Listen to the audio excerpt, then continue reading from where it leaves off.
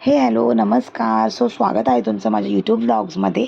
आणि शॉर्टची व्हिडिओ तर मी टाकलीच होती की लाडू कसे करायचे, काय करायचे, कसं प्रमाण आहे, या सर्व गोष्टी आणि प्लस माझी मजा मस्ती रिव्ह्यूज या सर्व गोष्टी. ड्रायफ्रूटचे लाडू कसे करायचे. खूप लोक वेगवेगळ्या प्रकारचे ड्रायफ्रूट्स टाकतात, प्लस खोबरं वगैरे टाकतात, प्लस मेथी वगैरे टाकतात. बट मी हे फक्त आणि फक्त ड्रायफ्रूटचे केलेले आहेत. फक्त त्याच्यामध्ये खोबरं आणि गूळ आहे. ह्याच्या व्यतिरिक्त बाकी सर्व ड्रायफ्रूट्स आहेत. व्हिडिओ पूर्ण बघा, तुम्हाला खूप छान वाटेल आणि लाडूही उत्तमच होतात.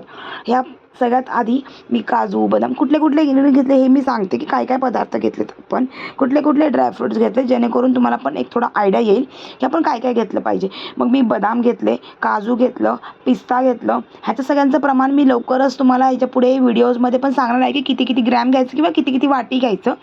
आणि मग अक्रोड घेतले. माझ्याकडे थोड्या सूर्यफुलाच्या बिया होत्या, मी त्या पण थोड्याशा ॲड केल्या, कारण मला छान वाटत होतं की आपण ह्या बिया पण ॲड करू. मी त्या बिया ॲड केलेल्या आहेत. प्लस भोपळ्याच्या बिया, ह्या बघा भोपळ्याच्या बिया टाकलेल्या आहेत. आणि त्याच्यासोबतच ज्या सूर्यफुलाच्या बिया आहेत त्या, खसखस, खोबरं, अशा खूप काही गोष्टी घेतलेल्या आहेत. व्हिडिओ पूर्णपणे बघा. आणि याच्यामध्ये तुम्ही कुठलं घेतलं, काय घेतलं, हे सर्व मी डीमार्टच्या ॲपमधून ऑर्डर केलेला आहे. आणि हा जो वर टॉपला आहे तो डिंक आहे. डिंक मला मम्मी बोलली की डिंक छान असतो, कमरेला पण चांगला असतो आणि खायला पण छान लागतो. आणि हे एक तीळ आहेत. मी सर्वात आधी तीळ वगैरे भाजून घेतले, छान प्रकारे ब्राऊन करायचे. त्यांना काही गरज नाही की तूप वगैरे काय टाकायची. अशा प्रकारे हळूहळू थोडे ड्रायफ्रूट्स घेऊन सर्व छान प्रकारे ब्राउनिश होईपर्यंत भाजायचे. सर्वात आधी मी खोबरं घेतलेलं आहे. खोबरं छान प्रकारे भाजून घेते. आणि त्याच्यामध्येच कृषिकाची मस्ती, ओ माय गॉड काय मस्ती करते ती आजकाल. आधी इतकी शांत होतं माझं बाळ, पण आता माझं फक्त आणि फक्त तुफान झालेलं आहे. हे वडू की ते वडू, इतकी मस्ती करते. हे जे मी शॉर्ट्स वगैरे व्हिडिओज टाकतेच, त्या व्हिडिओजलाही भरपूर प्रेम द्या. आणि तुम्हालाही वाटतं ना नक्की कृषी खूप मस्ती करायला लागली यार आत्ता, मला नक्की कमेंट करून सांगा. अशा प्रकारे आपलं खोबरंही भाजून झालेलं आहे. मग मात्र पिस्ता, जे बिया वगैरे आहे, सूर्यफुलाच्या बिया वगैरे, या सर्व गोष्टी घेतल्या आणि छान प्रकारे त्याला 2 मिनटं चांगल्या प्रकारे भाजून घ्यायचं, की जेणेकरून छान प्रकारे थोडंसं तूप टाकायचं. बिकॉज कसं आहे, ते ऑलरेडी रोस्टेड असतात पिस्ता वगैरे. थोडंसं त्याला छान प्रकारे ब्राउनिश सोबत थोडंसं तूप टाकायचं आणि छान प्रकारे ब्राऊन करून घ्यायचं. अशा प्रकारे आपले ड्रायफ्रूट्सही, जे पिस्ता वगैरे आहे तेही झालेले आहे. त्यामध्ये अक्रोड टाकून घ्यायचं. अक्रोडला जास्त फार असं काही ब्राउनिश करायची गरज नसते, म्हणून थोडंसं. आणि हे बघा, हे इतकी मस्ती करतात बाबा. आणि महेश पण बाबासोबत, म्हणजे कृषिकासोबतही मस्ती करायला एक नंबर आहेत, बरोबर ना. तुम्हाला काय वाटतं नक्की कमेंट करून सांगा. अशा प्रकारे आपले अक्रोडही झालेले आहे छान प्रकारे ब्राऊन, त्याला एक साईडला करून घ्यायचं. अशा प्रकारे सर्व ड्रायफ्रूट्स छान प्रकारे पटापट भाजून घ्यायचे. आणि सर्व ड्रायफ्रूट्स भाजून झाल्यानंतर मात्र एका साईडला थोडं थंड करायला ठेवायचं, बिकॉज ते थोडे थंड झाले की आपल्याला मिक्सरमध्ये बारीक करायचे आहेत. आणि एक बदाम वगैरे ना चांगले ब्राऊन होऊन जायचे, बिकॉज त्याच्यामधला मॉइश्चर सर्व काही खेचून घेतला पाहिजे. आणि आता मी सांगणार आहे याचं प्रमाण, की कसं प्रमाण घेतलं, काय प्रमाण घेतलं, या सर्व गोष्टी.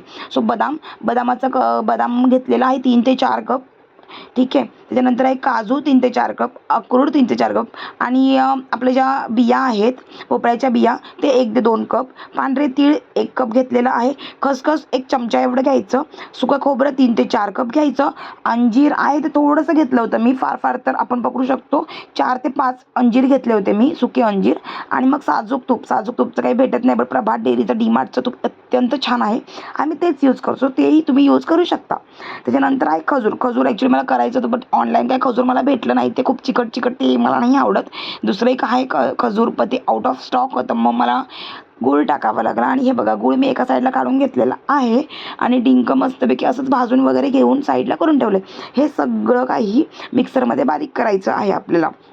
आणि ते बारीक करता मी तुम्हाला ग्रॅमचं पण वजन सांगते. बदाम 100 ग्रॅम घ्यायचे, काजू 100 ग्रॅम घ्यायचे, पिस्ता 25 ग्रॅम घ्यायचा, अक्रोड 50 ग्रॅम घ्यायचे, आणि भोपळ्याच्या बिया आहेत त्या 50 ग्रॅम घ्यायच्या, पांढरे तीळ 50 ग्रॅम घ्यायचे, खसखस 20 ग्रॅम घ्यायची, खोबरं 50 ग्रॅम घ्यायचं, अंजीर थोडंसं घ्यायचं, आणि तूप आहे ते 50 ग्रॅम घ्यायचं. आणि खजूर जर तुम्हाला टाकायचं असेल तुम्ही अर्धा, म्हणजे 500 ग्रॅमचं घेऊ शकता बॉक्स, अदरवाईज तुम्ही गुळही टाकू शकता. एक आपला मूठ एवढा गुळ घ्यायचा, फार 1 किलोच्या या लाडूसाठी. आणि अशा प्रकारे मी सर्व काही गोष्टी बारीक करून घेतलेल्या आहे. आणि तुम्हाला एक गंमत सांगू का, आवाज तर बसला आहे थोडंसं, काय करावं हे कळत नाही आहे. बट मला ना माझे लहानपणीचे दिवस आठवले, बिकॉज तुम्ही सर्वजण रिलेट करत असाल. आता मी जवळजवळ 26-27 वर्षात झाली. त्याच्या म्हणजे ते टायमाचा विचार कर, जेव्हा आम्ही लहान होतो त्या टायमाला ड्रायफ्रूट्स हे खूप कमी भेटायचे म्हणजे असायचे बट खूप कमी यूज करायचे. आणि मला वाटायचं यार ड्रायफ्रूट किती छान लागतात, किती मस्त आहेत. आम्ही दिवाळीला वगैरे मम्मी आणायची, किंवा अदरवाईज जर कधी काय कुठलं आणलं, किंवा आमच्या बाजूला ताई वगैरे तिला बोनस वगैरे भेटत, ती थोडंफार द्यायची असे मूठ भरून वगैरे. असं वाटायचं की बापरे ते काजू बदाम किती छान आहेत यार. आणि आता काजू बदाम घरी असूनही खायला जमत नाही, टाईम भेटत नाही. आणि अशा प्रकारे बालपण जातं, आपल्या सगळ्या मजा मस्ती जातात, आणि राहते मात्र फक्त आणि फक्त धावपळ, ऑफिस, घरातली गडबड, ऑफिसची गडबड, धावतं जीवन आणि धावतं जीवनच.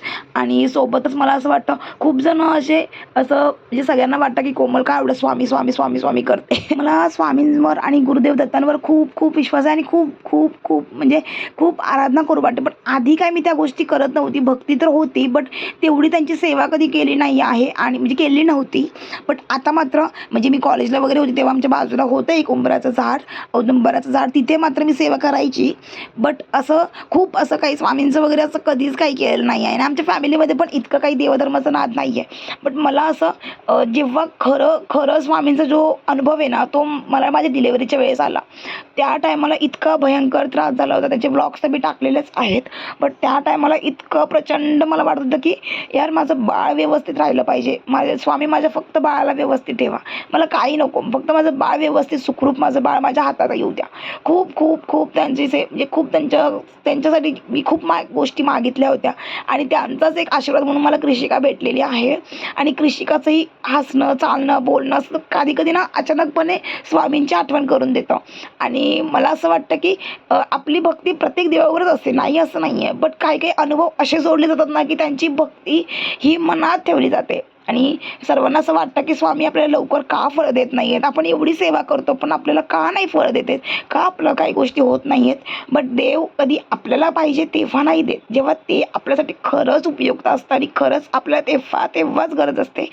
आणि ते फक्त तेव्हाच देव देतो, आणि भरभरून देतो, आपल्याला व्याजासकट देतो. आणि ते सुख घ्यायसाठी नेहमी आपल्याला भरभरून झोळीत देतो. म्हणून कधीही कुठल्याच गोष्टीचं टेन्शन न घेता आपण ज्या देवाला मानतो त्या देवाची भक्ती करून त्यांच्यावर सर्व सोडून द्यायचं, आणि फक्त कष्ट करायचं. असं म्हणतात ना की देवाची भक्ती केली तर यश भेटतं, किंवा आपल्याला जे काय आउटपुट भेटतो, किंवा खूप काही गोष्टी भेटतात. बट असं नाही आहे. कष्ट प्लस भक्ती किंवा विश्वास इज इक्वल टू यश असंच आहे, आणि असंच देव सांगतात. म्हणून आपल्याला कष्टाशिवाय मार्ग नाही. कष्टासोबतच आपली भक्ती, आपलं जे काही गोष्टी आहेत त्या मनात ठेवून त्याचं कष्ट करूनच आपल्याला फळ भेटणार आहे, यश भेटणार आहे. आणि ब्लॉग्स आवडत असतील किंवा बोरिंग वाटत असेल तर नक्की सांगा. बट प्रयत्न करते खूप छान गोष्टी सांगण्याचा. जर तुम्हालाही या गोष्टी रिलेट करत असेल, किंवा तुम्हालाही असं वाटतं की हा कोमल छान बोलते आहे किंवा खरंच बोलते आहे, तुम्हाला नक्की कमेंट करून सांगा. आवाज मात्र थोडा निग्लेक्ट करा प्लीज प्लीज प्लीज. सो अशा प्रकारे लाडू वगैरे झालेले आहेत. आणि साहेब आमचे टेस्टिंगला बसलेले आहेत कृषिकाला घेऊन. ते सांगतायत की कसे झाले लाडू, काय झाले लाडू. आणि अशा प्रकारे आमच्या लाडवांचा छान प्रकारे रिव्ह्यू मिळालेला आहे. ते शॉर्ट्समध्ये मी टाकलेच आहेत की छान केले. बट ॲक्च्युलीमध्ये खूप छान होतात. खूप काही स्वीटनेस वगैरे वाटत नाही, खूप छान लागतात लाडू. दिवसाला एक लाडू जरी खाल्ला तरी तेवढ्या प्रकारचं छान प्रोटीन, कॅल्शियम भेटणार आहे. हे सर्वांसाठी उपयुक्त आहे. जर कोणी प्रेग्नंट असेल, किंवा कोणी काही डाएटसाठी काही प्लॅन करत असतील, किंवा डाएट लाडू हवेत, किंवा खूप काही टाईम नाही आहे, जस्ट नॉर्मली एक लाडू खाल्ल्यानंतर एनर्जी आली पाहिजे असं कोणी असेल तर नक्की हे लाडू ट्राय करा. खूप छान आहेत, खूप छान प्रकारे छान वाटतं. प्रोटीन वगैरे आपल्याला एनर्जी देतं ह्या लाडवांमध्ये आहे अशा गोष्टी. सो तुम्हाला आवडले असेल तर नक्की ट्राय करा. भेटूया नेक्स्ट ब्लॉगमध्ये किंवा ब्लॉगमध्ये. Bye, take care, bye.